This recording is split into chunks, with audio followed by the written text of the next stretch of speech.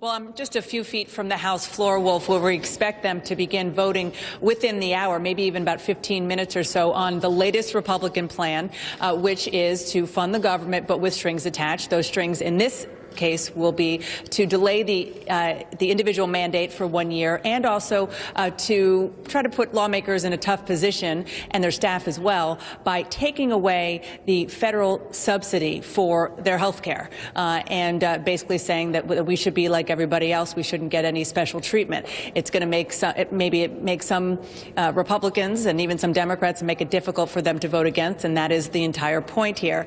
After that vote, which we assume will pass, it's going to go back to the Senate, which is right down the hall behind me, and we expect the Senate, which is led by Democrats, to reject this, just as they did the first two attempts to chip away at Obamacare by House Republicans on this whole bill to fund the government. So the one thing that you mentioned earlier was the fact that some moderate Republicans did try to stage a revolt to say, enough already. We don't even want to go down this road. We want to pass a bill that simply funds the government and nothing else. And I have with me one of the people who tried to do that and actually did vote against a procedural measure to try to stop this train from moving. Peter King of New York, thank you very much. Why were you unsuccessful? I mean, you weren't just unsuccessful. You only needed 17 votes to stop it, and you had even a handful.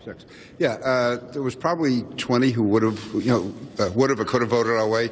There were two things involved. One was the Speaker did make personal appeals to them, and there was no pressure. I was there when he was talking to them. Basically, a vote of confidence for him so he can follow this process through.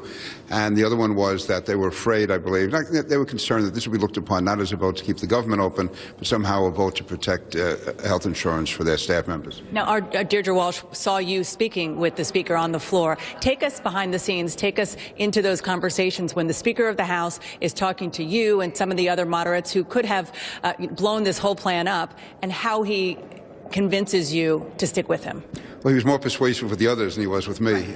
No, listen, John is a good friend. John Boehner is a good friend. This is not personal at all. John basically made the appeal that these are very tough times, these are tough moments, and he was asking if they would stick with him, said have faith in him, that he understands the pressures that we had. He understood the frustration, but let him play this out, and he pretty much assured us it was going to work out. Now, he didn't say how or why, and that was the appeal. And John is one person, John Boehner is one person who can fall back and on personal friendships and relationships he has. Explain why you wanted to do this. Most of your Republican colleagues clearly signed on to this plan to give it at least one more shot, knowing that the clock is going to strike midnight in just a few hours and that the government will shut down.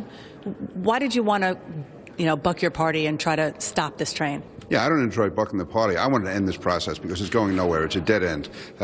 We said 2 weeks ago, the party leadership and other members said that we did not want to get into this whole defunding Obamacare, threatening to shut the government down.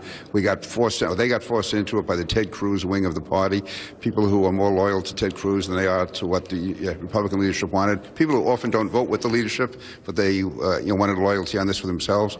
So, and then I voted for the last several times to send this over to the Senate because I was assured that was a way to get the process going, and ultimately the government would not shut down. When I saw that the government's going to shut down in 10 hours, no matter what they had put up, I would have voted against. So were you misled by your leadership, who, because you did vote to defund Obamacare, even though you said you were against that, you voted against your own position. Right, because that was to get the process moving, get it over into the Senate, to have the Senate act, and then get back to us and hopefully start talks. So no, I don't think it was misled. I think the situation has been somewhat lost control of, that the Ted Cruz people are not going to back down, and they basically are trying to hijack the party. Final question, yes or no answer. Will the government shut down in under 4 hours? I think it will. I think we're going to be here all night. Hopefully we can get it open tomorrow morning. I think we're going to see several votes going back and forth all night. There'll be the one in about 15 to 20 minutes, probably another one sometime after midnight, and maybe another one after that. But maybe when it's out of their system, they'll realize that we can't just sit here with the government shut down. It's a fool's errand. We never should have gotten started in the first place. I understand the position the Speaker's in. I can never forgive Ted Cruz for what he's done and the people who stood with him against their party. And let me emphasize again, the people who are asking for loyalty from the Speaker and others were those who voted against him in every key vote in the last 2 years. Peter King, thank you very much. Wolf, back to you.